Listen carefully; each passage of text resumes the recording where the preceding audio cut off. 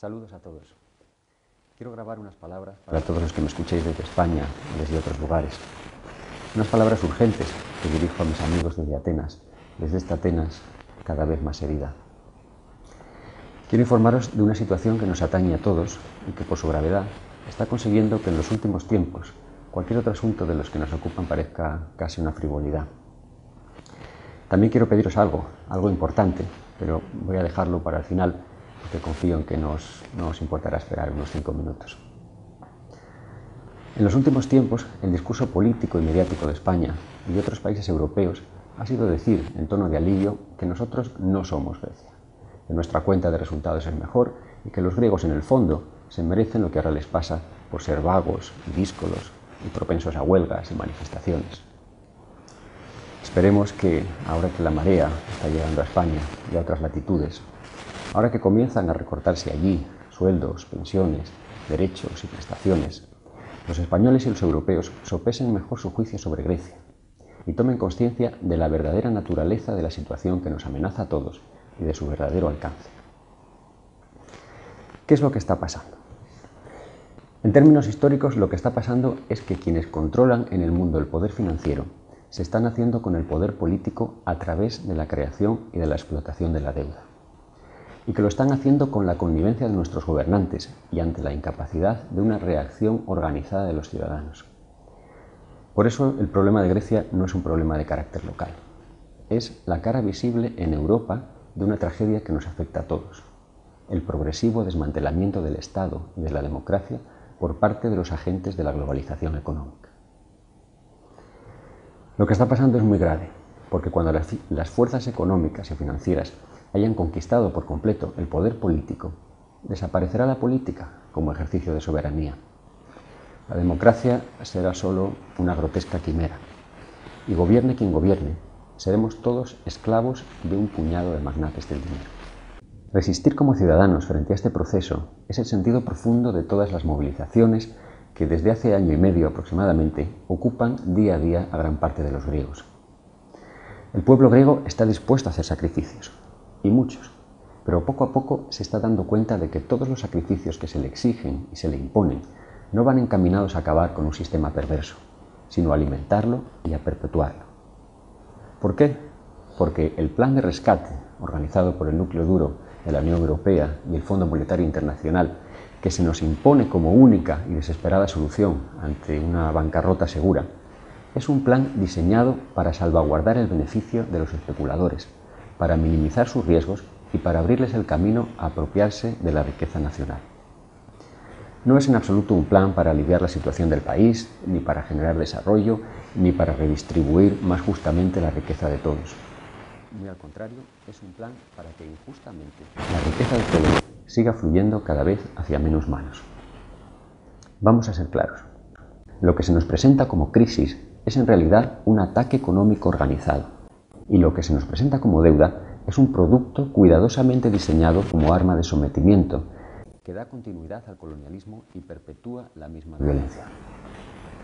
1 de cada 5 dólares de la deuda mundial se lo debemos al Fondo Monetario Internacional y al Banco Mundial. Para quien tenga nociones de historia contemporánea, son de sobra conocidas las prácticas de estas instituciones en los países donde han operado hasta el momento. Y si no, que se lo pregunten a América Latina, al África subsahariana, al Magreb, a los países del sureste asiático o a todos los del llamado tercer mundo, que durante las últimas décadas viven desangrados por un proceso creciente de acumulación de deuda, mientras pagan por ello al primer mundo 7 veces más de lo que reciben en concepto de ayuda al desarrollo. Estas instituciones actúan como intermediarias financieras, haciendo que a través de sus créditos los inversores tengan mayores garantías de cobro frente a los países en los que invierten. El objetivo de los inversores, ya se sabe, es cobrar. Pero como inversores privados no tienen ninguna garantía de que los países en los que invierten produzcan los esperados beneficios y el cobro llegue a hacerse efectivo. Están sujetos al riesgo de la apuesta y su derecho al cobro se limita tan solo a una parte de los beneficios y nunca, claro está, a una parte del patrimonio del país en el que invierte. Así pues, para cobrar con garantías, su objetivo es introducir en el país un agente de cobro capaz de transformar la especulación privada en deuda pública. Y esto es lo que hace desde su fundación el Fondo Monetario Internacional. Para conseguir esto hay que conseguir la connivencia de determinados políticos, y esto es lo que han conseguido en Grecia. Ahora, gracias al efecto conversor del Fondo Monetario Internacional, Grecia ya no le debe dinero a los especuladores privados directamente, sino a otros estados, lo que hace el impago más complicado. Y ahora hay que responder a esta dudosa deuda con el sudor de los contribuyentes y, lo que es más atractivo para los inversores, con la riqueza nacional, que el propio gobierno se ha encargado de comprometer como aval, más allá de lo inalienable en el texto de los protocolos que hace poco acaba de firmar. Vamos a ver, ¿es Grecia el país más endeudado de Europa o del mundo, como quieren hacernos creer desde hace tiempo? Por supuesto que no. En deuda externa en millones de dólares ocupa el puesto 18.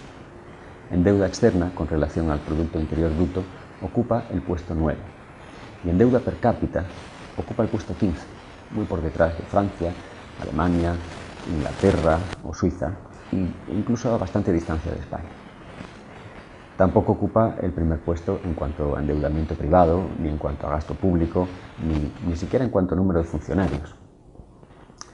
Eso sí, es el país de Europa con más alto índice de precios al consumo en artículos de primera necesidad. Y la mayoría de los griegos llevan mucho tiempo teniendo que recurrir a la familia, al pluriempleo y al trabajo precario para poder llegar a fin de mes. ¿Qué es entonces esa deuda? Esa deuda, en nombre de la cual Grecia está siendo obligada a contratar el mayor préstamo de la historia de la humanidad, es en un 90% bonos del Estado. Y los bonos del Estado no son exactamente deuda, son mecanismos de inversión, libremente negociables en el mercado de valores, es decir, apuestas con dinero en las que se puede ganar o perder, y en esto hay una gran diferencia. Actualmente el capital que se mueve en el mercado de préstamos a nivel mundial es de 1.000 billones de dólares, 1.000 billones de dólares, mientras que la producción anual del planeta es solo de 57. Esta abismal diferencia es lo que explica, es la causa del endeudamiento del mundo. La causa no radica en el déficit real, sino en la necesidad que apenas 1.600 inversores tienen de explotar ese capital. En las últimas décadas, económicamente hablando, hemos construido un mundo que no solo es injusto, sino absurdo. Y sin embargo, parece que hay que hacer todo lo posible para que no se venga abajo. Así, sin ir más lejos, hace apenas 2 años, Grecia rescató a los bancos con 70.000 millones de euros de los contribuyentes, dicen que para evitar desastres mayores. Y ahora hay que rescatar también al sector financiero, nuevamente con el dinero de los impuestos de los contribuyentes. Mientras tanto, atención, el 50% del dinero que se mueve en el mundo lo hace a través de compañías offshore creadas en paraísos fiscales para evadir impuestos y para mantener el total anonimato de sus propietarios. Solo en Grecia operan más de 4.000 offshores y en los últimos 10 años se han fundado en el mundo más de 1 millón de estas empresas inventadas por los especuladores anglosajones. Hoy los golpes de Estado los dan los financieros. Al pueblo griego, siguiendo los dictados de la Comisión Europea, del Banco Central Europeo y del Fondo Monetario Internacional, se le suben los impuestos, se le recortan los sueldos, se le expulsa del trabajo, se le arrebatan conquistas sociales y sanitarias, se le impone la privatización de sus empresas estatales, se le obliga a poner en manos de inversores extranjeros la riqueza nacional de su país, se le fuerza a comprar armamento a sus acreedores y se le pide encima que pague tasas solidarias. Mientras se está subvencionando a los bancos y ni siquiera se plantea la imposición de una mínima tasa del 0,1% sobre las transacciones financieras internacionales. Una tasa con la que podrían recaudarse anualmente más de 600.000 millones de euros, más de la supuesta deuda griega, sin tocar el bolsillo de los contribuyentes ni el hambre de los pobres. Pero esto no se hace, debe de ser inmoral.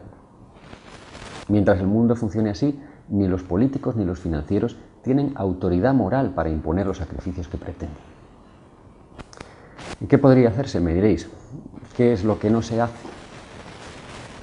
Ante todo, a lo que está llamada la ciudadanía europea, si es que existe, en Grecia, en España y en todos los países de Europa, es hacer frente común contra el abuso. es a exigir a los gobiernos que frenen a los especuladores o que se vayan a casa, que obliguen a los inversores a asumir el riesgo de sus descabelladas operaciones, en vez de acudir en su auxilio con el dinero público cada vez que sea necesario para que siempre salgan ganando. Hay que pedirles que gobiernen, en definitiva, para el pueblo que les confía el poder y no para sus propios intereses. En el caso de Grecia, la ciudadanía europea debe apoyarla a negarse al reconocimiento de esa deuda. Cualquier plan de renegociación de la deuda será para terminar en quiebra y sometidos a las condiciones de los prestamistas.